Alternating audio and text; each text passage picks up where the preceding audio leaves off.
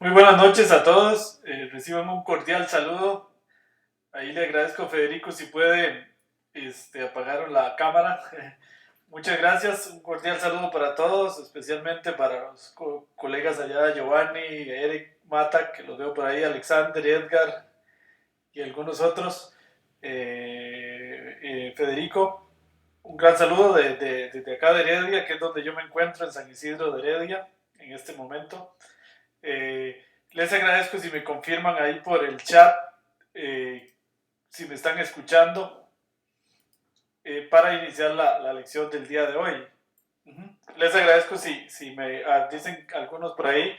Ok, gracias Eric, que sí me están escuchando. Bueno, muy bien, excelente. Entonces, bueno, decirles que el día de hoy vamos a hablar un poquito ya de programación, de, digamos, los elementos básicos de programación en R. Ahí esto tiene siempre una gran dificultad en el sentido de que podría resultar muy elemental para aquellos que ya saben programar computadoras en otros lenguajes como Java o C++ o Skin o este tipo de lenguajes. Podría ser muy básico lo que vamos a ver, porque de lo que se trata es de aprender R desde cero. Entonces vamos a aprender con funciones muy básicas, como si estuviéramos en un curso de programación 1. Hace ratillo llevamos programación 1 algunos. Entonces, para este tipo de gente podría resultar muy básico. Y para los que nunca han tenido la experiencia de programar computadoras, podría resultar más bien muy difícil. Porque en una sola clase vamos a pretender aprender a programar por lo menos los aspectos más básicos de un lenguaje de programación como R, que tiene una mezcla de lenguaje procedimental o estructurado como C, y de un lenguaje como Skin, que es un lenguaje más bien funcional. Entonces, ese es el gran reto de hoy. Entonces, porque nuestro curso está pensado básicamente para personas que no saben programar del todo y más bien está orientado hacia este tipo de personas. Y sin embargo, a veces resulta un poco fuerte porque lo hacemos muy rápido, ¿verdad? Normalmente un curso de programación de computadoras pues toma un semestre entero de universidad. Claro, acá no vamos a hacer un detalle tan grande como un curso de programación 1, sino que lo que nos interesa básicamente es programar funciones, aprender a hacer funciones que, como estamos viendo en este gráfico ahí en la pantalla, pues una función, en un sentido de una definición elemental, pues es un procedimiento que recibe algunas entradas y retorna algún resultado. Básicamente en R y en lo que estamos haciendo, ¿verdad? En temas de minería de datos y este tipo de cosas, generalmente lo que uno ocupa es programar una función que recibe como entrada algunos datos. En particular en R, normalmente lo que se recibe es un data frame con datos y se hace algún procedimiento sobre esos datos y se saca algún resultado. Por ejemplo, el promedio de las filas, el promedio de las columnas, desviaciones estándar o, mejor aún, un modelo predictivo, por ejemplo, o un modelo exploratorio. Entonces, en general, nos vamos a orientar mucho a eso, a programar funciones. Claro, para hacer funciones ocupamos cosas muy básicas de la programación como la asignación, los ciclos repetitivos, valga la redundancia, también las condiciones tipo if, tipo switch y este tipo de cosas que son, digamos, lo más elemental de la programación.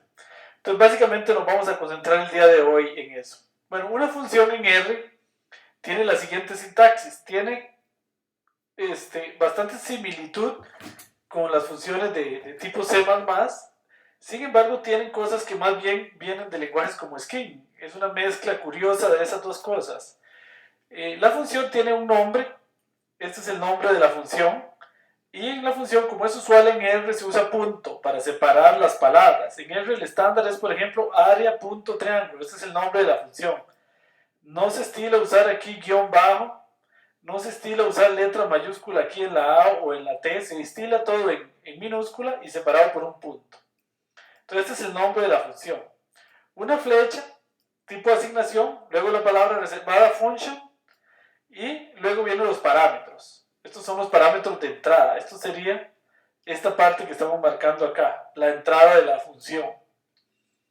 ¿Ok? En este caso entonces R es similar a lenguajes como Skin. es absolutamente débilmente tipificado. Uno en R nunca le dice el tipo a los parámetros, ni al retorno. Eso se va a determinar en tiempo de ejecución. Entonces, hasta aquí es una sintaxis que tiene mucho de Skin, más que de C++, una mezcla extraña. Luego los delimitadores en R son exactamente los mismos que en lenguajes como C++ o Java. Son las llaves. Esta llave es el inicio, como el begin de la función, y este es el end. ¿Ok? Y luego viene el cuerpo de la función, donde vendrán algunas instrucciones, y normalmente una función termina con un retorno. ¿Ok? Entonces, por ejemplo, acá, esta es una función muy simple, que recibe la base y la altura de un triángulo, y entonces en un parámetro local, en una variable local que se llama área, calculamos base por altura dividido entre 2 y luego retornamos área. Algunos estarían pensando que en efecto yo podría hacer esta función más fácil, esto que está acá de una vez lo retorno. Bueno, si nos vamos a RStudio, ¿cómo se compila y se evalúa una función de estas? Pues acá simplemente yo por aquí la voy a copiar. Entonces simplemente ya para que esta función ejecute las tareas que ella tiene, pues simplemente se marca y se le da run. Y ahí en ese momento digamos que corre una pseudo compilación y R no encuentra ningún error. Si acá yo le quito este paréntesis, por ejemplo, y compilo, entonces él me retorna acá, como verán, un error de compilación, ¿ven? Entonces esta función, esa es la compilación de la función. La vuelvo a compilar acá, ya en ese momento está en memoria. Ven que si yo me fijo acá ya tengo algo que se llama funciones, ven acá, él me dice que hay una función que se llama área punto triángulo, ahí no se ve completamente, si lo corro para acá sí, área punto triángulo. Entonces, yo después podría invocar esa función, la puedo hacer aquí, área punto triángulo de 9,2, digamos que la base es 9 y la altura es 2, y entonces ahí me da el área que sería 9 por 2 dividido entre 2. Bueno, sí, claro que va a 9. Entonces, digamos que es 9 y 3. Ok, entonces ahí es como se invoca. También podría invocarse directamente acá, en la barra de comandos, ahí yo podría invocar la función, ¿verdad? Esta es la invocación y este es lo que se llama el cuerpo de la función. Normalmente, luego lo vamos a ver, uno programa en un script, ¿verdad? En un RScript, ahí pongo todas las funciones y luego en otra función puedo incluir, luego vamos a ver eso, el conjunto de todas las funciones. Por hoy vamos a ir haciendo las funciones acá directamente y las vamos a ir compilando. Ven, yo acá puedo a través de source traerme las funciones de un archivo, etcétera, cuando son muchas. Bueno, muy bien, entonces ahí esa sería la función, área de triángulo. Ok, y vean que por ejemplo acá le entran dos parámetros enteros, acá es un parámetro entero y otro flotante, y entonces R es lo que se llama débilmente tipificado. Pues yo me acordé que era lo que les iba a decir. Si algunos están pensando que esta función podría mejorarse retornando directamente el cálculo acá, en efecto yo podría hacer esto de una vez acá, hago el cálculo y de una vez lo retorno. Y me queda una función más cortita y elimino una variable local. Ahora tengo una función que gasta menos memoria, pero tal vez sea menos clara, ¿verdad? Ok, entonces esa sería la función. Toda función en R entonces debe tener al final, en la última línea, la palabra return. Algo interesante en R es que las líneas, algunos observarán que no ocupan punto y coma, sino simplemente un enter. No ocupan punto y coma como si se hace en la mayoría de los lenguajes, Java, C, C++. Pero curiosamente se puede poner. Uno podría poner acá punto y coma y igual R lo entiende. Bueno, muy bien. Entonces vamos a hacer otra función un poquito más complicada. Supongamos que, por cierto, dicho entre paréntesis, si ustedes bajan este documento de nuestro sitio web del aula virtual y no les salen las fórmulas matemáticas así, que son escritas en látex, después la próxima clase vamos a aprender cómo hacer un documento como este que estamos viendo. Pero si no les salen bien las fórmulas, significa que falta algún plugin en el navegador. Entonces, algún plugin de Java normalmente, que es el que permite que él lea látex y la fórmula se vea así como esta, bien bonita. Si no se les ve así, y se ven unos códigos extraños es porque les falta algún plugin. Eso ahí entre paréntesis. Bueno, supongamos que deseamos calcular de un préstamo cuál es la mensualidad. Entonces la mensualidad de un préstamo R se calcula con esta fórmula, que es los intereses dividido entre 1 menos 1 más la tasa de interés I a la menos n, donde n es el número de meses en los que yo quiero pagar el préstamo, el plazo, digamos, y p es el monto total del préstamo. Con esta función, por ejemplo, yo podría calcular cuál va a ser mi pago si yo quiero un préstamo de 150,000 colones a una tasa de interés del 2% y en 10 pagos. Entonces, ya yo podría decir así, tasa de interés 0.2, esto es el 2%, n igual 10, el monto principal es 150,000 y el pago mensual va a ser principal por la tasa de interés dividido entre 1 menos 1 más la tasa de interés elevado a la menos n, y este es el pago. Bueno, eso está bien, pero tiene un gran defecto. El gran defecto es que solo me sirve para un cálculo en particular. ¿Qué pasa si yo quiero generalizar eso a cualquier tasa de interés, a cualquier plazo y a cualquier monto? Entonces lo que tengo que hacer es programar una función como esta que estamos viendo en pantalla, que se llama calcula cuota. Calcula.cuota es una función que recibe como parámetros de entrada la tasa de interés, tasa punto de interés, los meses del plazo y el monto principal. Y entonces el pago, aplicamos la fórmula, es principal por tasa de interés dividido entre 1 menos 1 más la tasa de interés elevado a la menos n, y retorna el pago. Y entonces ya tenemos una función que nos calcula para cualquier tasa de interés, para cualquier plazo, para cualquier monto, cuál es el pago mensual. Por ejemplo, este sería exactamente el mismo cálculo que habíamos hecho antes. Entonces nos da 166.698.98. Pero yo puedo hacer muchos otros cálculos. Por ejemplo, a una tasa de interés de 11%, 300 cuotas y un préstamo de 3 millones de 3 millones y medio. Y entonces esta es la mensualidad. Ok, muy bien, entonces esto sería un cálculo para un caso particular y esta sería una función. ¿Cuál es la ventaja de la función? Pues que nos sirve para muchos cálculos, para muchos valores de la tasa de interés. Bueno, aquí hay que aplicar varios criterios que yo insisto un poco acá en R, que no son exclusivos de R, que son exclusivos de cualquier lenguaje. Y es que hay que tener varias cosas en cuenta cuando uno programa una función. Número uno, el principio de responsabilidad única en programación. Y es que una función solo hace una cosa. ¿Ok? Es un error, por ejemplo, decirle aquí a la función que lea cuál es la tasa de interés, que lea cuál es el n y que lea cuál es el principal. No, eso debería entrar por parámetro. Las funciones que leen, por ejemplo, en alguna caja de diálogo o en alguna pantalla, esos parámetros es otra función, que es la función que captura los datos. Otra función se encargará de imprimir los resultados de alguna manera bonita. Esta nada más calcula y retorna. Así deberían ser las funciones de R, funciones con una responsabilidad única y respetando el principio de separación de capas. Es decir, una función lee datos, otra función calcula y otra imprime. También debería haber otra función que valide. Por ejemplo, acá es importante que todos estos números son positivos, ¿verdad? No tiene mucho sentido una función con una tasa de interés negativa o con un plazo negativo o con un monto negativo.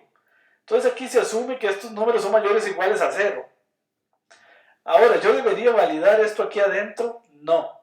No, debería ser otra función, generalmente la que valida que los parámetros son los adecuados. Entonces esta función ni lee, ni imprime, ni valida. La función simplemente calcula. Y por eso nos permite tener una función sumamente reutilizable. Una función que podría ser utilizable en otros contextos. Porque ¿qué pasa si valida y uno pone el típico print? Los parámetros son incorrectos. Entonces es una función que acuérdense que cuando uno programa una función, el principio de la programación funcional es que si yo tengo una función f, la idea es que f de x me dé un resultado que va a ser tomado por otra función g y le va a hacer otro cálculo. Y este resultado de la función g va a ser aplicado por otra función h y así sucesivamente. Y entonces todas estas funciones esperan un resultado. ¿Qué pasa si de pronto esta función g retorna un rótulo? ¿Okay? O imprime un rótulo. Entonces hace que todo este proceso no sirva y hace que esta función g sea absolutamente inútil. Solo sirve para una vez. ¿Okay? Entonces pensemos en que tenemos que programar funciones genéricas y reutilizables que preserven tres principios básicos: el principio de responsabilidad única y el principio de separación de capas. Dos principios, digamos, básicos en programación. Eso es en realidad aplicable para cualquier lenguaje de programación, pero muy especialmente en R y en los lenguajes funcionales, donde nuestro enfoque es el de programar funciones que sean reutilizables. No solo para una vez, y no solo piensen en una función para cumplir con la tarea, sino una función que va a servir en adelante para que otras funciones usen a esa función. Bueno, muy bien. Con eso en mente, seguimos adelante. Además, normalmente R no es un lenguaje que esté diseñado para capturar datos, ni para imprimir resultados bonitos. R es un lenguaje especial para generar modelos estadísticos matemáticos de data mining, y no para ni imprimir ni para leer. Generalmente lo que se hace en los sistemas reales es que hemos desarrollado, por ejemplo, es que, por ejemplo, la capa de entrada de datos está en Java. Estas entradas de datos puede ser que pasen a una base de datos, la cual se comunica con R. R hace los cálculos y R le devuelve a esta base de datos los resultados. Y esos resultados a través de Java se representan en algún formato bonito o en algún reporte o algo. Pero R, para lo que es bueno, es para calcular y para generar modelos. Entonces, no es nuestro enfoque para nada concentrarnos en funciones ni que impriman bonito ni que lean bonito, sino que sean eficientes y buenas en el modelo estadístico que estamos desarrollando. Bueno, muy bien. Entonces, con eso en mente, vamos a ver algunas funciones, más ejemplos de funciones. Esta es una función muy sencilla que calcula la hipotenusa de un triángulo, recibe de parámetro el cateto 1 y el cateto 2, y como ustedes saben, la longitud de la hipotenusa se calcula como la raíz cuadrada del cateto 1 al cuadrado más el cateto 2 al cuadrado. Esto lo dejo en hipotenusa y retorno hipotenusa. Igual que antes, esto podría ir aquí adentro, ¿verdad? Y retornarlo directamente. Lo hacemos así aquí solo para efectos de que quede más clara la función. Pero en efecto sería más eficiente si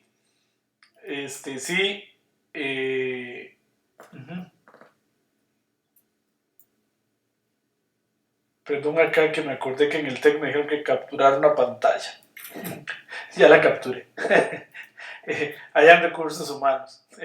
Bueno, entonces aquí calculo la hipotenusa. Muy bien. Bueno, otra función. Acá, vean que usé el operador igual.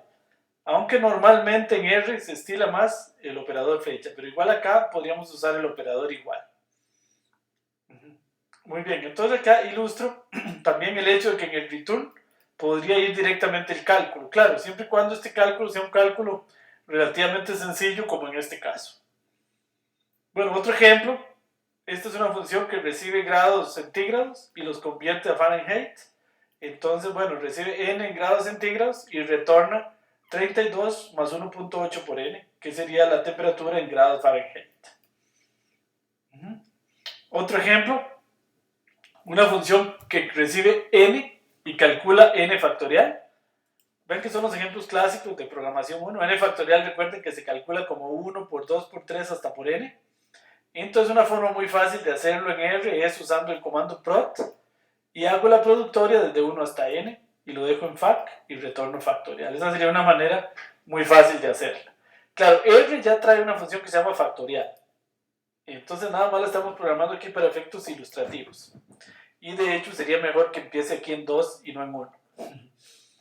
Bueno, otra función, digamos que calcula las combinaciones R en N.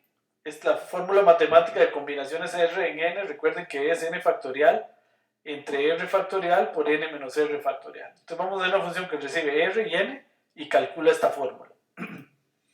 Entonces observen que esta función recibe R y N. Y entonces en combinaciones voy a dejar el factorial de N que es la función que tiene R para hacer factorial, o podría ser esta que ya, no es esta que acabo de programar acá, pero podría usar la de R directamente. Entonces factorial de R por factorial de N menos R, y retorna combinaciones. Ok, entonces aquí hago combinaciones 3 en 9. Recuerden que en esta fórmula R siempre debe ser menor que N. Si no, eso se indefine. Ok, entonces una cuestión muy importante en R. En R el orden de los parámetros se puede cambiar, siempre y cuando uno especifique el nombre. Por ejemplo, acá, combinaciones 3 en 9, entonces R sería 3 y N 9 por defecto. Pero yo podría invocarla así, combinaciones, y le pongo N9, N igual 9 y R igual 3, entonces cambio el orden, ¿verdad? Entonces aquí da bien, da 84. Esta invocación es esta misma. Pero si yo pongo combinaciones 9 en 3, esto sí sería otra cosa, porque esto sería R igual 3 y N igual 9, entonces ahí me da infinito. Ok. Ahora en R, como vamos a ver más adelante, también los parámetros se pueden inicializar para que tengan valores por defecto. Es muy usado en R que todas las funciones deberían tener la mayoría de los parámetros con valores por defecto. Más adelante vamos a ver esa idea. Y de manera que uno pueda invocarlo con todos los parámetros o con algunos de los parámetros que ella tiene por defecto. Bueno, por cierto, si tienen alguna pregunta, por supuesto, con mucho gusto, como siempre, la pueden hacer en el chat, ¿verdad? No les dé vergüenza. Entonces, si tienen alguna pregunta, no duden en hacerla a través del chat. Bueno, la sentencia if, que es, digamos, la base, la instrucción más básica de la programación, que se ilustra ahí en ese diagrama de flujo, es pues una sentencia if, tiene una entrada, tiene una pregunta que es lógica en el sentido de que es verdadera o falsa. Si es verdadera, ejecuta una opción, y si es falsa, ejecuta otra opción. Esta es básicamente la estructura más básica y diría yo más importante de la programación, que es la que permite que un programa pueda tomar decisiones. Entonces, por ejemplo, una función muy simple y muy básica es una función que recibe dos parámetros a y b y retorna el más grande de ellos. Entonces, esta función más grande es una función que recibe a y b. No tiene tipo, ¿verdad? Esto es totalmente polimórfico. Esto va a funcionar con cualquiera tipos donde el operador mayor sea correcto ponerlo entre ellos dos. Entonces, bueno, si A es mayor que B, retorna A, y si no, retorna B. Estas estructuras if y la mayoría de ellas son prácticamente iguales que las que se utilizan en C o en Java. Entonces esa es la estructura if. Ok, aquí vamos a ver otro ejemplo. Una función que recibe x y retorna el valor absoluto de x. Ahí está el diagrama de flujo, como se estudiaba antes en programación. Recuerden que el valor absoluto de un número positivo es el mismo, ¿verdad? Si x es mayor que 0, lo deja igual, y si no, lo multiplica por menos 1. Entonces, programando esto en R, es muy sencillo. Una función que recibe x. Si x es mayor que 0, entonces R, que sería el valor absoluto, es igual a x, y si no, R es menos x. Acá hay que ponerle paréntesis, porque si no, este guión y este se enredan. Entonces R es menos x y al final retorna menos x. Entonces así, por ejemplo, el valor absoluto de 3 es 3 y el valor absoluto de menos 6 es 6. Ok, una función un poquito más complicada que va a recibir un par ordenado x y y va a retornar en qué cuadrante está. Recordemos que los cuadrantes, el cuadrante 1 es este, 2, 3 y 4. El 1 se caracteriza porque ambos valores del par ordenado son positivos. El cuadrante 2 es aquel en el que x es negativo y y es positivo. El cuadrante 3, x y y son negativos. Y el cuadrante 4, x es positivo y y es negativo. Entonces aquí está un diagrama de flujo que especifica cómo se programaría eso, ¿verdad? Vamos a retornar el número de cuadrante, 1, 2, 3 o 4. Entonces ahí está el diagrama de flujo. Vamos a ir directamente al código R. Este código R lo que hace es calcar ese diagrama. Entonces observen que la función recibe x y y. Si x es mayor que 0, entonces pregunta si y es mayor que 0. Entonces si ambas se cumplen es porque ambos son positivos, entonces estamos en el primer cuadrante. Si no, entonces sería porque R, y es negativo. Y si y es negativo, significa que estamos en el cuadrante 4, porque significaría que estamos aquí con x positivo y y negativo, sería cuadrante 4. Este else, entonces, es de este if. Ahora aquí viene este else, que es de este if. Entonces, si y es mayor que 0 y x mayor que 0, entonces, no, aquí estaríamos, si x no es mayor que 0, entonces sería menor que 0. Entonces estaríamos con x menor que 0 y con y mayor que 0. En ese caso sería cuadrante 2. X menor que 0 y y mayor que 0 estaríamos en el cuadrante 2. Y si no, estamos en el cuadrante 3, que sería cuando x es menor que 0 y y menor que 0. Bueno, es una función relativamente simple, pero que ilustra bastante bien el uso del if y el else, anidados. Bueno, un ejemplo 10, esta es una función en la que voy a ilustrarles la idea de que un parámetro se puede inicializar, y de hecho los parámetros en R deberían inicializarse, deberían tener un valor por defecto. Eso es muy recomendable. Por ejemplo, esta es una función que recibe dos vectores x y calcula la correlación entre esos dos vectores. Y tiene un parámetro plotear, que lo que hace es, si plotear viene en true, la función plotea la relación en un diagrama XY del vector X y Y. Y si viene en false, no plotea. Entonces observen. Si plotear es en true, hace un plot XY. Y si no, simplemente no. Y en todo caso, va a calcular la correlación y retornar la correlación entre X y Y. Entonces, si el parámetro viene en true, plotea y además retorna la correlación. Si el parámetro viene en false, solo retorna la correlación. Entonces, y vean que por defecto está en false.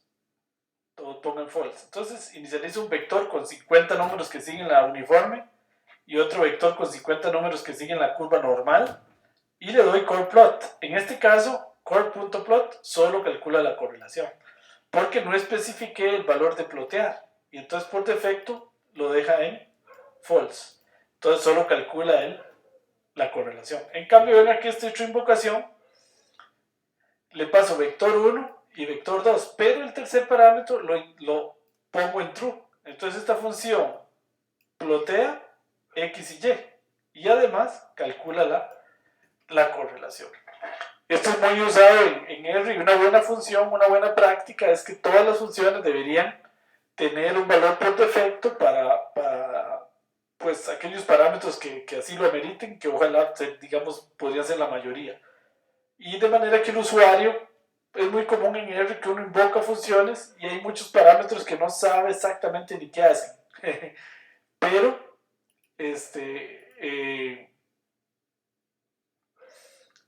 entonces R asume el valor por defecto. Ok, muy bien. Muy bien, otro ejemplo. Este algoritmo dice, recibe 3 valores almacenados en las variables A, B y C y retorna el mayor. Ok, aquí está el diagrama de flujo para aquellos que, digamos, son menos diestros en programación, de cómo se resuelve. Vamos a mostrarles directamente el código R. Por cierto, en R, doble ampersand es AND, igual que en C y en Java, doble rayita vertical es OR, y el signo de admiración hacia abajo y el igual, este es el NOT, como es usual en la mayoría de los lenguajes. Entonces esta función mayor recibe A, B y C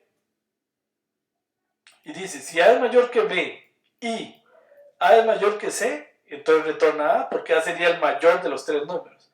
Si no, entonces pregunta, si B es mayor que A y B es mayor que C, retorne B porque B sería el más grande. Y si no, no le queda más que C sea el más grande. Que es una función para ilustrar el uso del AND. Recuerden, es importante usar estos paréntesis acá para que le dé precedencia, mayor precedencia y haga esto primero. Porque si no se corre el riesgo, si uno no pone esos paréntesis, de que compare aquí. Y entonces estaría comparando de forma equivocada. Ok. Bueno, muy bien. Si tienen alguna pregunta, con mucho gusto. Bueno, la sentencia for.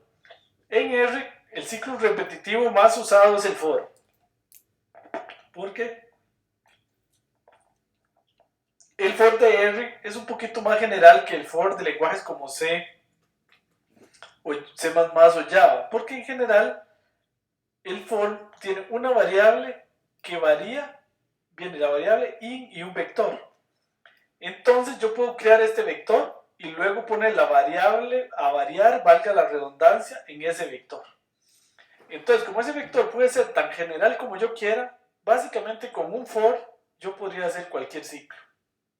No hace falta casi usar while o repita en R. Y en R, como decía John Chambers, un buen programador R solo usa for.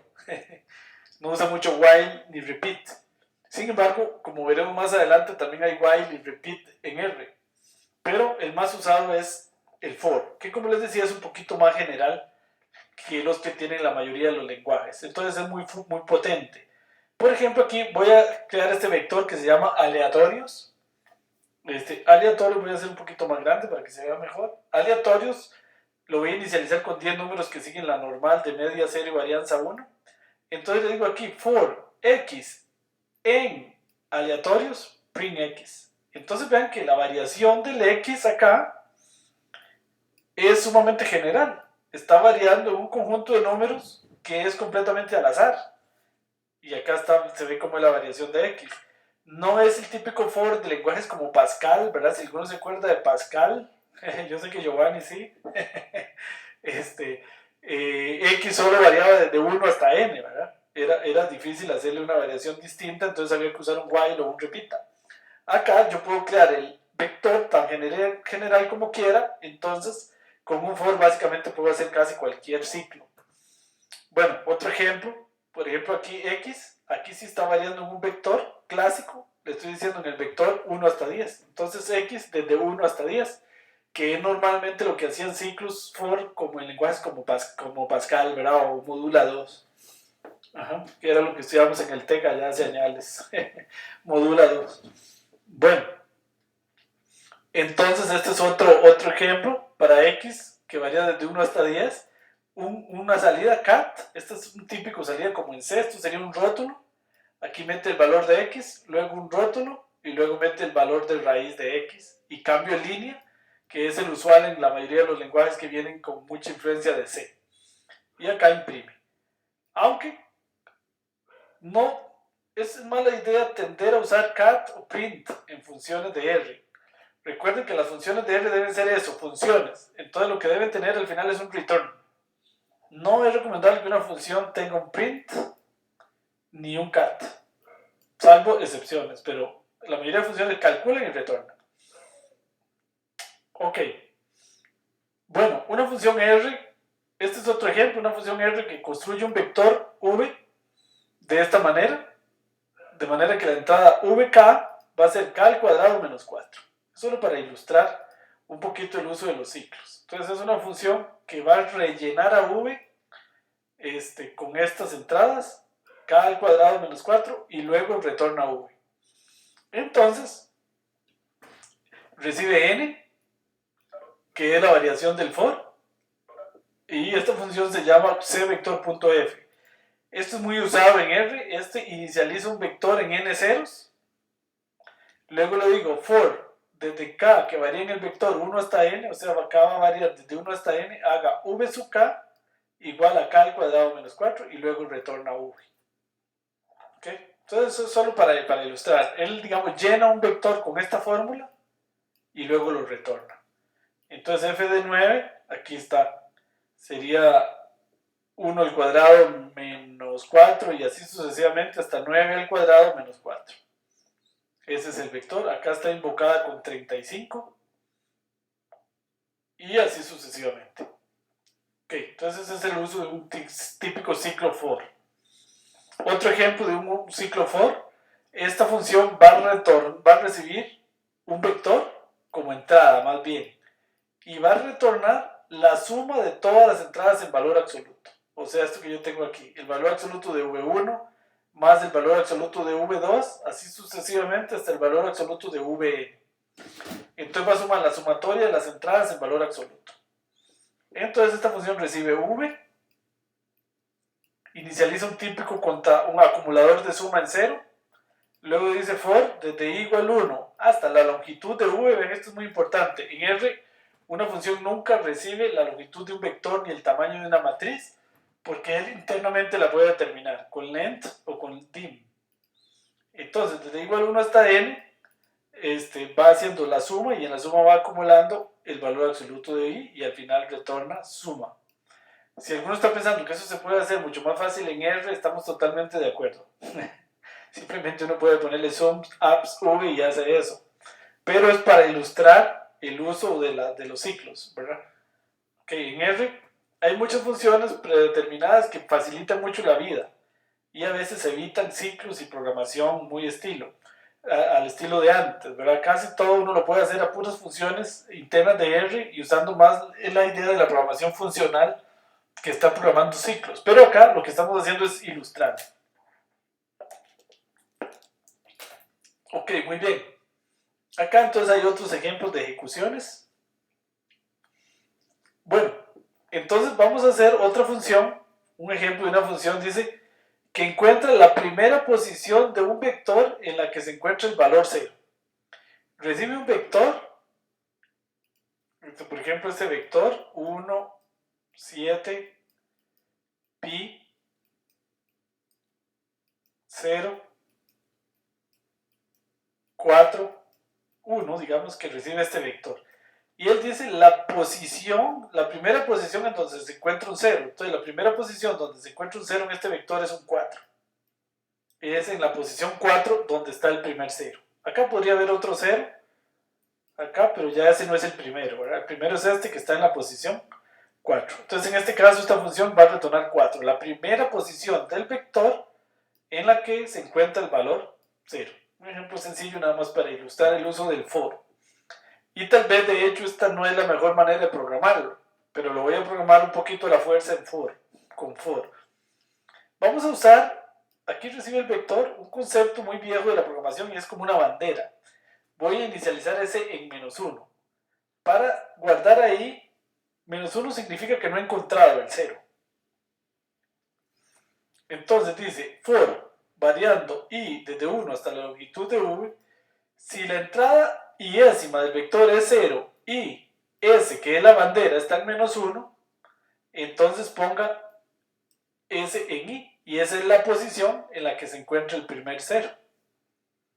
¿Okay? Entonces al final, simplemente, si s es distinto de -1, ¿qué significa? Que encontró la posición donde estaba el 0. Y si no, dice retorna, el vector no tiene ningún 0. ¿Por qué? Puede pasar que el vector fuera así. 1, 2, 7. Entonces este vector no tiene ningún 0. Entonces en este caso, la bandera se queda en -1 y nunca significa que no encontró ninguna posición 0. Ahora, esta función está violando algo que yo mismo dije allá arriba. No es muy correcto que esta función retorne un rótulo, porque si no, funciones que están esperando a esta función, cuando se encuentren ese rótulo se van a caer. ¿Qué es lo que esta función debería retornar aquí? En R lo que se hace es cuando una función falla, retorna NA. Es mucho mejor. Entonces eso hace porque R, eso significa para R que no, que digamos que el valor no fue determinado, pero NA, R lo toma como un número. Entonces, por ejemplo, si en otra función tiene que hacer NA más 5, él sabe hacerlo. Y eso le va a dar 5. No porque esto sea un 0, sino porque él sabe que en ese caso ese valor no fue determinado. No es lo mismo que un 0. Es un error que retorne 0. Porque podría ser que el verdadero retorno era 0. Entonces la gente tiende mucho a retornar 0 o -1. Pero hey, ¿qué pasa si era -1? Si era 0, el resultado de la función. Entonces en R, para los valores ausentes, se usa NA. Entonces en este caso es mejor que la función retorne NA. Que hay una función que calcula algo y que falla, debe retornar NA. No debe retornar un rótulo como hice yo aquí. Porque la podría ser una función inútil. Porque estoy pensando en una función que solo sirve para hacer eso. Y no, tal vez esta función la está esperando otra función que ocupa hacer otro cálculo. ¿Ok? Estamos pensando en funciones que reciben funciones y composición de funciones. Entonces no es correcto del todo que la función tenga un return acá. excepto si es una función que valida o lee datos, ahí sí, pero la mayoría de funciones que estamos programando son funciones que calculan cosas. Entonces esto no lo hagan. Está malo. Ok. Bueno, la sentencia while. R también tiene una sentencia while. Como les digo, es mucho más común en R usar for y no usar while. Pero también se puede usar while y en algunos casos es mejor un while que un for. Pero en la mayoría de los contextos uno podría primero llenar el vector adecuadamente de manera que no se ocupen condiciones en la función y que la condición esté en la creación del vector que va a barrer el i, digamos, o el k. Pero bueno, acá podemos hacer esta función también que rellenaba el vector con con k al cuadrado menos 4 con un while. Esta función recibe n, inicializa un vector en n ceros, k lo ponemos en 1, ven que esto no se ocupaba antes en el for, y ahora dice, mientras k sea menor o igual a n, haga vk igual k al cuadrado menos 4, incremento k en k más 1 y retorna v. Esa es la misma función, nada más que bastante más ineficiente que esta, que tenía k mucho más cortita. ¿Okay? Solo ocupaba de 3 instrucciones, esta ocupa de más. Pero bueno, esta es una manera de hacer la misma función con un ciclo while. Ok, la función, vamos a hacer la función que suma las entradas del vector en valor absoluto con un while. Acá inicializamos suma en 0, inicializamos i en 1. Observen que aquí estoy usando el igual, pero esto no lo hagan. Usen siempre la flecha, no hagan esta mezcla, o todas igual o todas flechas, pero preferiblemente todas flechas. ¿Ok? Pero no es que esté malo, pero es que es un estilo feo. Bueno, entonces dice while, mientras i sea menor o igual a la longitud de v, suma igual a suma más el valor absoluto de i, incremente i en i más 1 para que vaya controlando aquí la salida. Ven que en el while yo ocupo incrementar i para que vaya incrementando y en algún momento i sea más grande que la longitud de v y se salga. En el for yo no ocupo hacer este paso. Como es usual en los lenguajes, perdón, me devuelvo para arriba. Acá en el for, esta función no ocupa incrementar el i. El i automáticamente se va incrementando en el ciclo for, por decirlo de alguna manera. ¿Okay? Para aquellos que no conocen de programación. Aquellos que ya saben mucho de programación me disculpan que dé esos detalles tan básicos, pero bueno, ahí no se ocupa de incrementar el i. Bueno, esa sería con el ciclo while. Vamos a hacer con el ciclo while la función que hicimos antes, que encuentra la primera posición de un vector en donde se encuentra el valor 0. Entonces aquí es mejor el while, porque aquí ya no ocupo la bandera. Acá inicializo i en 1 y digo while, mientras v sub i sea distinto de i, y i sea menor o igual que la longitud de v, i igual a i más 1. Observen que esto, en el momento en que v sub i sea 0, es que encontró una posición, se sale del ciclo y ya encontró una posición donde el vector es 0. Entonces aquí pregunta, si i es menor o igual que la longitud de v, retorna i, porque quiere decir que se lo encontró dentro del vector. Y si no, retorne este mensaje de error. Les vuelvo y les repito aquí, insisto que aquí sería mucho mejor que retorne NA. Ok. Bueno, muy bien, si tienen alguna pregunta, por favor no duden en hacerla en el chat. No les dé vergüenza a aquellos que están empezando en programación, porque estas cosas, aún para los que tenemos o tienen mucha experiencia en programación, puede parecer elemental. Para aquellos que nunca han programado, es bien difícil. ¿Okay? Yo todavía recuerdo, hace mejor no digo cuántos años, que llevé programación 1 allá en la Universidad de Costa Rica. Estas cosas no son fáciles cuando uno las ve por primera vez. Para los que hemos programado por años, pues puede parecer básico, pero no es así. Bueno, la sentencia repeat. R también tiene un repeat. Como es clásico, la diferencia del repeat y el while es que el while hace la comparación al inicio y el while hasta el final. Bueno, entonces vamos a hacer la función otra vez que llena el vector v con un k al cuadrado menos 4. Entonces recibe n la función, inicializa el vector en n ceros, k lo pone en 1 y luego viene el repeat. Y va a repetir todo esto que está entre esta llave y esta llave, hasta que se cumpla una cierta condición. Ven que este repeat de R es un poquito extraño. No es como en Pascal que uno decía al final until se cumpla una condición. No, acá el if, el repeat es así. Yo voy v, k igual a k al cuadrado menos 4, k igual a k más 1. Dice, si k es mayor que n, entonces break. Este es el control de salida del repeat, que podría estar en cualquier parte del cuerpo del repeat. Eso es curioso, ¿verdad? Podría ser que el break no sea la última instrucción del repeat. Usualmente es la última, pero no tiene por qué serlo. Aunque podría quedar un poco extraño, pero normalmente es la última. Entonces esta es la manera de salir de un repeat, con un break, con algún if. Todo repeat debería tener internamente en algún lado un if o alguna condición que le permita aplicar el break. ¿Cuándo se sale aquí? Claro, cuando k es mayor que n. Ok, muy bien, y retorna el vector. Esa es una manera de hacerla con repeat. Aquí está la versión de sumar los valores absolutos de un vector con repeat.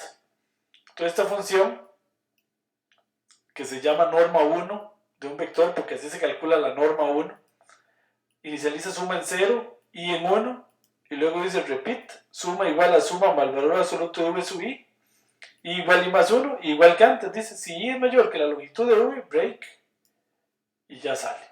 Y si no, al final sale del repeat, y al final retorna la suma. Ok, muy bien, esa sería la función con repeat. Ahora la función que encuentra la primera posición de un vector en donde hay un valor 0 con un repeat. Bueno, igual estas con un repeat sale bastante mejor. Dice i igual a 1, dice repito todo esto.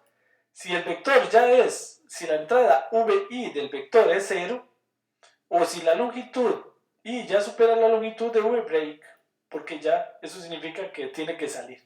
Esto hace la función más eficiente, porque vean que apenas encuentra el 0 sale, y no barre todo el vector, de una vez sale. El for barre todo el vector. Entonces i igual i más 1, dice si la longitud es menor que la longitud de v, retorna i, y si no, retorna este rótulo que vuelvo y repito que debería ser un NA. Ok, muy bien. Muy bien, si tienen alguna duda, no duden en preguntar ahí a través del chat o a través del micrófono.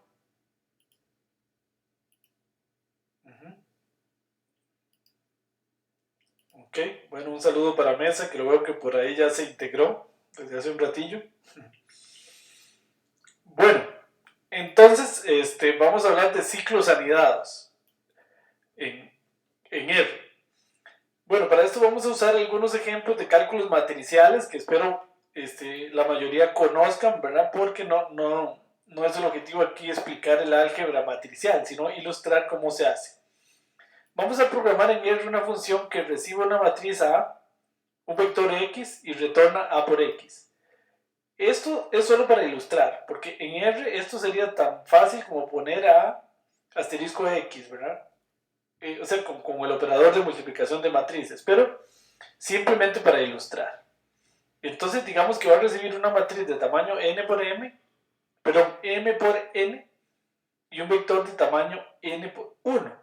Entonces, como ustedes saben y recordarán del álgebra lineal, ¿verdad? Si yo tengo una matriz m por n y lo multiplico por un vector n por 1, entonces estas, como quien dice, se cancelan y el resultado me queda un vector m por 1. Bueno, eso es lo que hace esta función aquí, hacer esta multiplicación de a por x. ¿Okay? Y asume, ojo, repito lo que dije antes, esta función asume que estos vectores a y x tienen las dimensiones adecuadas. Es decir, que el número de columnas de a es igual al número de filas de x.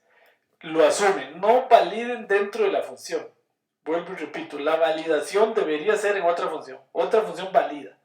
Esta función no valida, esta función calcula y asume como una precondición que a es, el número de columnas de a es el mismo número de filas de x. Esa sería una precondición. Bueno, otro error común es recibir la dimensión de a, no hace falta.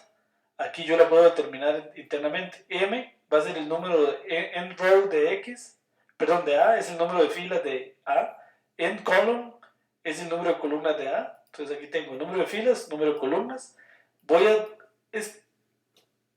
inicializar una matriz Y o un vector Y como un matrix en ceros y con M filas. Entonces estoy aquí haciendo en realidad un vector columna, o estoy haciendo una matriz que va a ser de tamaño M por 1. ¿Ok? Con este matrix estoy inicializando esto en ceros. Perdón, esto es un 0. Ok. Bueno, muy bien. Voy aquí a capturar esta pantalla para unas pantallas que me están pidiendo allá en el TEC. Ok, perdón. Bueno, entonces, acá tengo dos ciclos. Desde i igual 1 hasta n, desde j igual 1 hasta m, haga y sub i igual a y sub i más a sub ij por x y j, que esta es la forma de multiplicar un vector, una matriz por un vector, y luego retorna y. ¿Ok? Eso sería. Acá para probar, pues defino una matriz M de tamaño 4×3. Aquí le inicializo. Esta sería la matriz M. Defino un vector columna como una matriz 3×1. Esto tiene que ser así para que tenga sentido, ¿verdad? La matriz es 3×3 y el vector es 3×1. ¿Qué? Porque si lo hago como un vector me queda 1×3 y no tiene sentido la multiplicación. Entonces aquí multiplico x, la matriz por el vector, y acá está el resultado. Obviamente esto sería muy fácil de hacer así.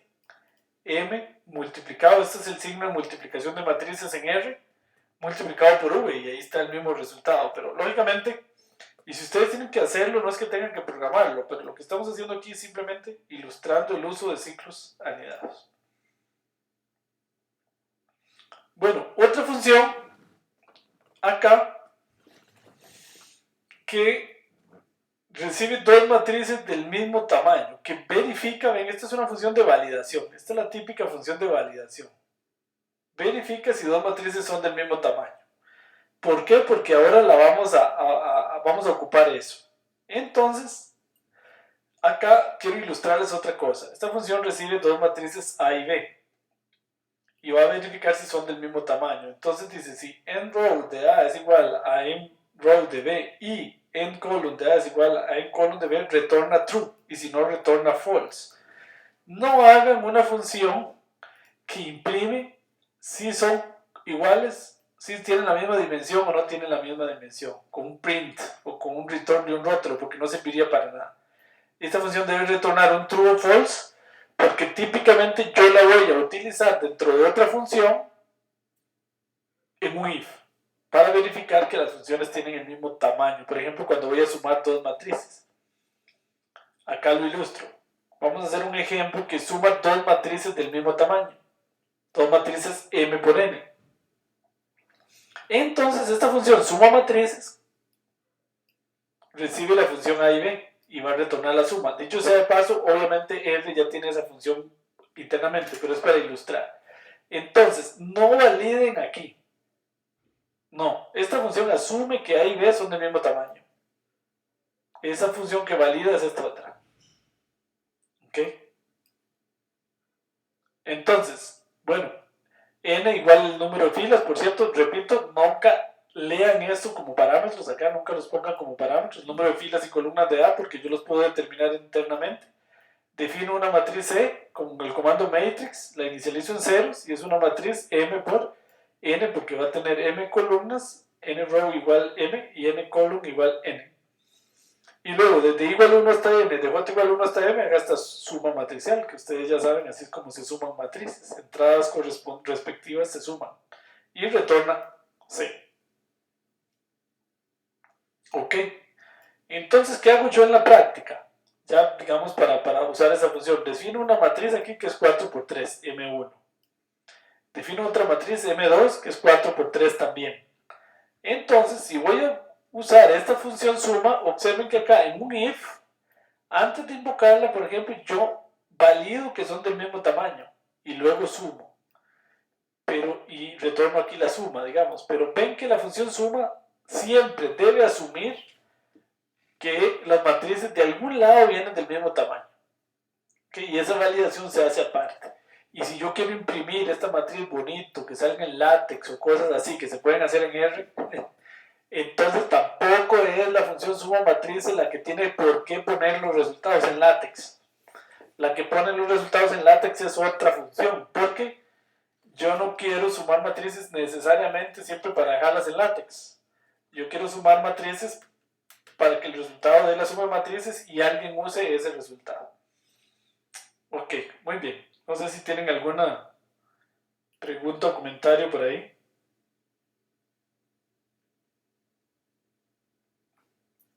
Ok.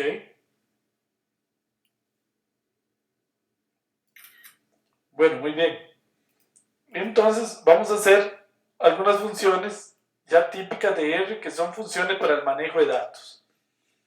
Es muy usual que en R una función lo que recibe es un data frame o varios data frames, como en este caso. Entonces vamos a ilustrar con algunos ejemplos elementales, pero que son útiles. Digamos que la función recibe un data frame df, que se llama df, y voy a retornar el máximo, el data frame. También eso sería muy fácil en R. En R yo puedo nada más ponerle máximo de df y listo, ¿verdad? Pero, bueno, la idea es ilustrar el manejo de funciones que reciben data frame y calculan algo. Bueno, estoy programando eso a pie, como dicen. Igual yo determino la dimensión del data frames con dimension.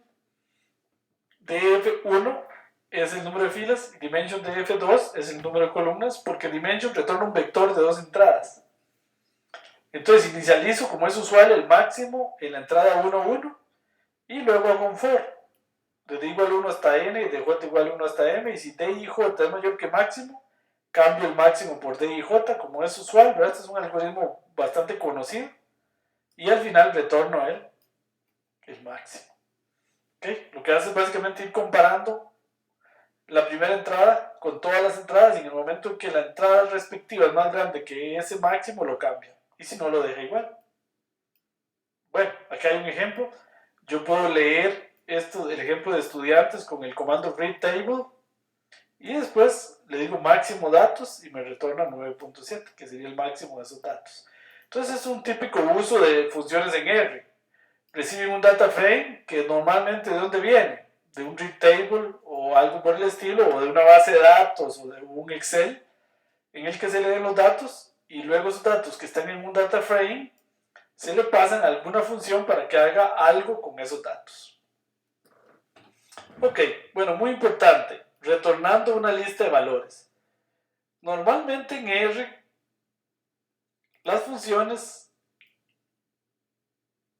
son de la siguiente manera. Aquí está la función. Normalmente en R una función recibe muchas entradas y tiene muchas salidas. No es como la típica función que recibe múltiples cosas y retorna solo una cosa. Acá las funciones en R es muy común que retornen varios resultados. Entonces, ¿cómo se logra eso? A través de que retorne un objeto tipo lista. Y en ese objeto tipo lista, la ventaja es que como en R las listas son polimórficas, yo puedo retornar un gráfico, un número, una matriz, una función, y puedo retornar un conjunto de cosas. Entonces, de múltiples tipos. Entonces, esa es la típica función de R. Recibe aquí datos en data frame 1 hasta data frame 4, por decir algo, y retorna en una lista L, en un list, dos cosas, un vectorcillo ahí con el máximo y un gráfico ahí. ¿Ok? Entonces, esa es la típica función de R. Entonces R normalmente retorna una lista. Eso es muy importante. La ventaja de las listas es que las listas, recuerden que deben tener nombre en los campos. Es ideal que, y entonces yo puedo accesar después de esos campos con el operador $, nombre y el nombre del campo, y así puedo accesar los resultados de una función, que es muy cómodo. Entonces vean por ejemplo acá, voy a escribir una función que recibe un data frame y solo para ilustrar calcula el mínimo, el máximo, la cantidad de ceros que hay en ese data frame, la cantidad de números pares que contiene ese data frame. Entonces voy a retornar cuatro cosas: el mínimo, el máximo, la cantidad de ceros y la cantidad de números pares. Entonces es muy sencillo. Bueno, aquí igual viene el data frame como parámetro, número de filas, número de columnas, inicializo el mínimo y el máximo en la entrada 1, 1 del data frame, inicializo un contador de ceros en 0, un contador de pares en 0, y luego recorro el data frame con 2 for. Desde igual 1 hasta n, de j igual 1 hasta m. Entonces aquí este pequeño if lo que hace es cambiar el máximo, esto calcula el máximo, este calcula el mínimo, este me va contando los ceros, ven, si la entrada ij es 0, incrementa el contador de ceros en 1, y este me hace los pares. Si la entrada ij módulo 2 es 0, es porque es par, entonces retorna el número de pares. Entonces ven qué importante acá. Yo voy a retornar esos resultados en una lista, que es lo que quiero ilustrar, con el comando list. Y a cada campo le pongo un nombre. Es importante ponerle un nombre. Va a retornar la variable máximo en un campo que se va a llamar máximo. El mínimo en un campo que se va a llamar mínimo. El número punto ceros, ahí va a retornar t ceros, que es la cantidad de ceros. Y pares, que tal vez debí ponerle cantidad punto pares, ahí retorna t pares. Entonces, vean, es muy usual que este sea el retorno de una función en R. Es una lista polimórfica. En este caso todos son números, enteros y reales, pero podrían ser cosas más complejas, ¿verdad? Hasta un data frame o un modelo o lo que sea. Entonces, ¿cuál es la ventaja? Vean, por ejemplo, yo aquí leo de nuevo los datos de estudiantes y invoco la función valores con estos datos que acabo de leer acá. Entonces acá, vean que me queda dólar máximo 97, dólar mínimo 5, número .00 y dólar pares 10. Entonces, yo puedo accesar el resultado a través del símbolo dólar. Ok, yo podría, entonces voy a traer estas funciones para ilustrar un poquito más acá en el entonces digamos que yo me la traigo acá, pero voy a traerme esto acá. Ok. Acá lo primero que tengo que hacer es cambiar esto, porque esto es de Windows. Y yo aquí estoy en una Mac. Entonces voy a cambiar esto a esto que es lo que debo usar en Mac. Ok. Bueno, es una cuestión de que estoy en Mac. Entonces le establezco el directorio de trabajo, leo los datos y después lo usual es que yo deje. Vean lo que pasa, si yo uso esta función me va a dar error, porque dice que no la conoce. ¿Por qué no conoce la función valores? Porque no la he compilado. Entonces la puedo compilar acá, por si les pasa ese error. Digo un error porque no la había compilado. Y ahora la compilé y normalmente yo corro una función y la dejo en un resultado que le voy a poner res. Entonces res, el resultado ahora me queda en res, que yo lo puedo ver así. Pero lo importante es que este res es una lista. Entonces yo a res le puedo decir res dólar pares.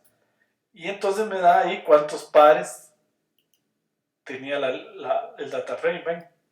O yo puedo decirle res dólar máximo. ¿Ok? Lo importante es que la lista tenga nombres porque yo después podré accesar el resultado a través de esos nombres. Lo cual va a ser muy útil. Van a ver más adelante. Ok, espero que les haya quedado claro ese detalle muy importante. Entonces, normalmente esa es la estructura de una función en R. Recibe algunos datos y retorna en una lista. Otra cosa importante, hablando del principio de separación de capas, no es bueno que la función, dentro de la función, se lea el archivo. Mala idea.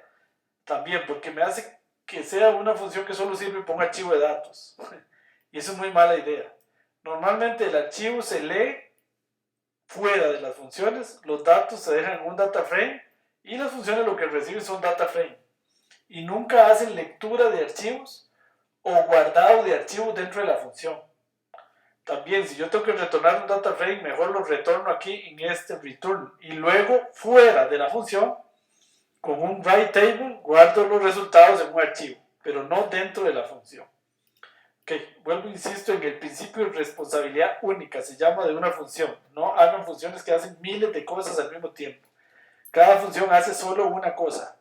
Eso se le conoce como el principio de responsabilidad única en lenguajes de programación. Y también respetar el principio de separación de capas, que tiene mucho que ver con las dos cosas, tienen mucho que ver. Bueno, ok, otro ejemplo. Vamos a ver cómo estamos, sí. Otro ejemplo acá. Esta función recibe un data frame y un número de columna. Digamos el data frame y la columna 5. Y retorna una lista con el nombre de la variable correspondiente a la columna, la media aritmética, la mediana, la desviación estándar, la varianza, el máximo y el mínimo de esa columna. Entonces, vean, esta función calcula algunas estadísticas, se llama estadísticas. Recibe el data frame y el número de columna. Entonces, en media, va a dejar en la media con el comando min del data frame de la columna nc. Así igual, calcula la mediana, la desviación estándar, la varianza, el máximo y el mínimo. Vean que aquí ya estoy usando las funciones internas de R. Ya no quiero calcular eso a pie, sino lo que quiero ilustrar es la salida. Entonces, esta función retorna una lista cuya primera entrada, lo que más quiero ilustrar es esto. Es una función, un campo que se va a llamar variable, y aquí con este call names df corchetes cuadrados nc, lo que me retorna es el nombre de la variable que está en la columna nc. Porque si yo quiero calcularle esos indicadores a la columna 5, yo quisiera ver en la respuesta que la columna 5 es matemáticas, por ejemplo. Y que en matemáticas obtuvo esta media, esta mediana, esta desviación estándar, esta varianza, este máximo, este mínimo. ¿Ok? Entonces vean que igual aquí leo los datos con read table y digamos que llamo a estadísticas y le paso la columna 2 de la tabla de datos. Entonces vean aquí me responde. Estadísticas, la variable ¿cuál es? Ciencias. La 2 era ciencias. Y entonces la media es 7.65, la mediana 6.85, la desviación estándar 1.6, la variable 2.5, la máximo 9.7 y el mínimo 6.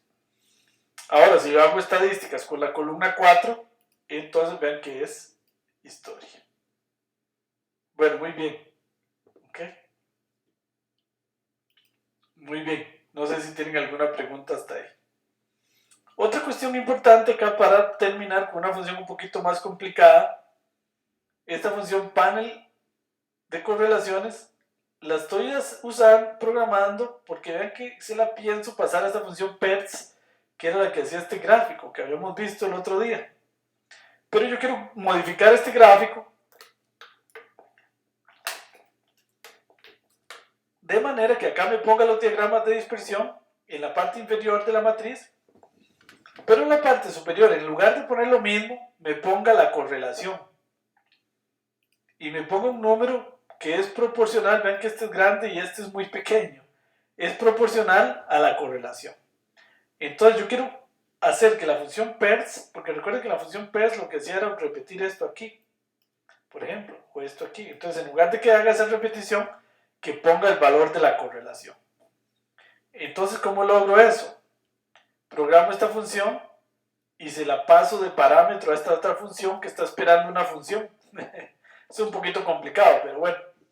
Y entonces esta función lo que hace es sobrecargar esta que ya venía en el lenguaje. Entonces es un poquito complicada, pero básicamente lo que hace es en el texto va a calcular la correlación entre X y Y, la va a formatear con 2 dígitos y después la va a convertir en un carácter y esta la va a dar en TXT.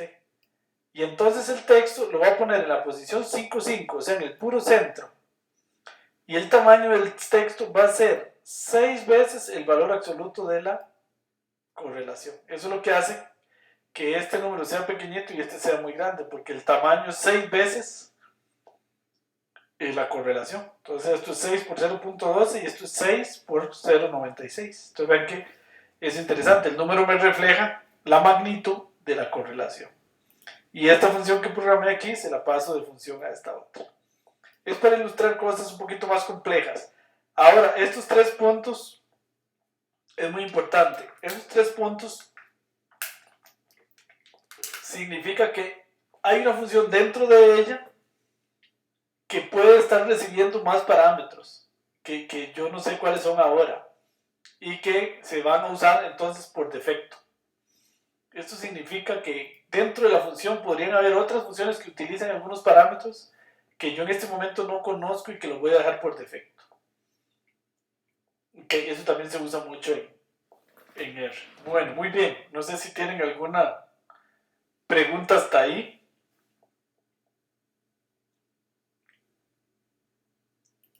Ok, muy bien.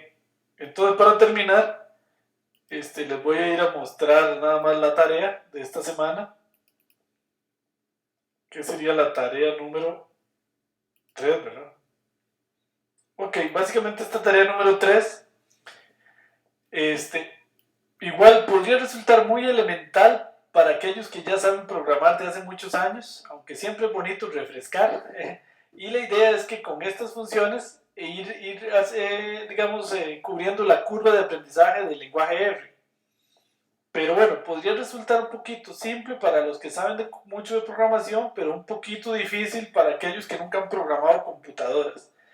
Entonces lo que pasa es que en este curso tenemos de los dos tipos de población, entonces es un poquito difícil. Pero bueno, para todos es muy útil porque todos, independientemente de que sepan o no programar, tienen que aprender R, y eso siempre tiene su detalle, ¿verdad? Cuando uno está muy acostumbrado a un lenguaje, como Java, quisiera que R haga todo igual que Java, pero no es así. Entonces tienen que ir aprendiendo y entendiendo la lógica de R. Entonces, bueno, ahí están, son un poquito largas, porque yo siempre he dejado tareas muy largas, lo cual siempre los alumnos se enojan, pero aprenden mucho así. Y son funcioncillas relativamente simples, ¿ven? Son 15, 14 funciones que hay que programar, y luego aquí una función generate, que yo lo que les pido es más bien que expliquen qué hace este generate.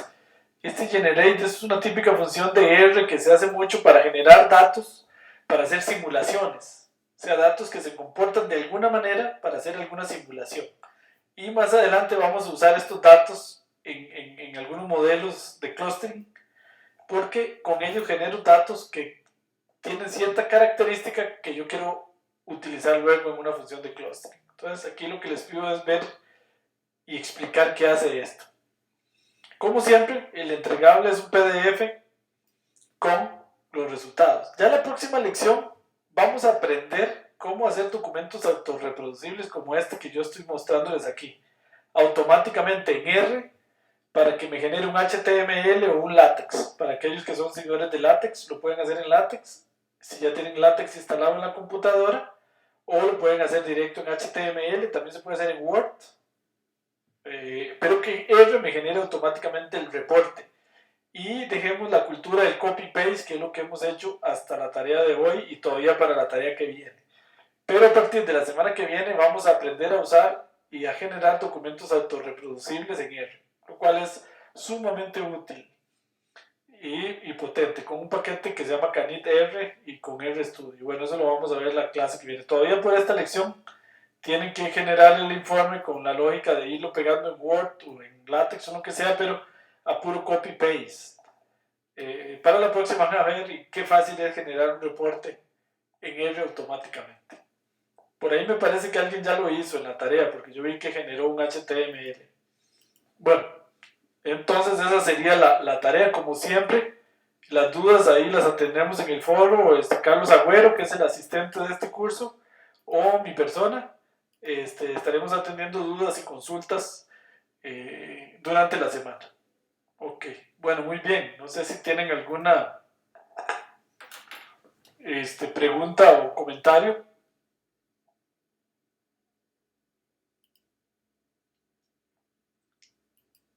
Bueno, muy bien. Entonces todo muy claro, supongo, o muy enredado. Entonces, bueno, un gusto haberlos visto por este medio.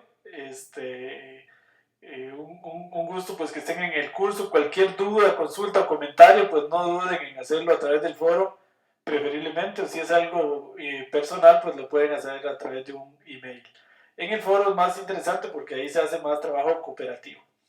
Bueno, a partir del día de hoy, pues se supone ya ustedes entregaron la tarea número 2 y a partir de mañana Carlos empezará y mi servidor a revisar la tarea número 2. Recuerden que el curso se gana con un promedio mayor o igual a 7 en todas las tareas. Un promedio uniforme, un promedio lineal.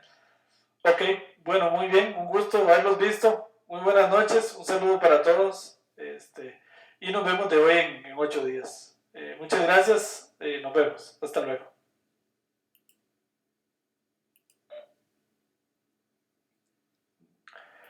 A usted las gracias, Giovanni, un gusto saludarlo y espero encontrarnos un día estos por allá en el TEC.